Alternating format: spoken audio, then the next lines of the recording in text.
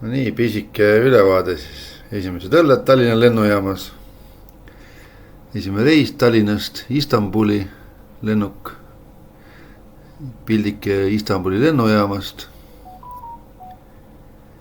Siit on juba järgmine lennuk, see on see äriklass. Siin on see tavaklass. See on siis Türgist Hiina. Juba lennuk pidurdab Hiinas. Siin on siis Hiinas need tuulepark vees.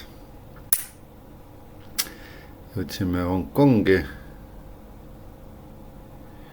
Siin on ilusti hieroglüüfides näha, kuhu minema peab. Saime uue boarding passi.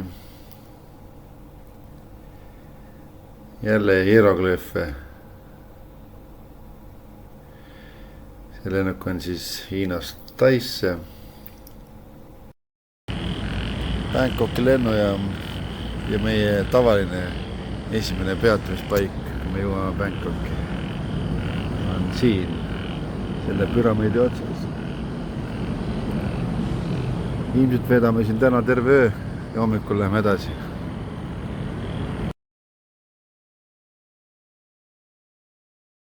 Rõõmus nägu.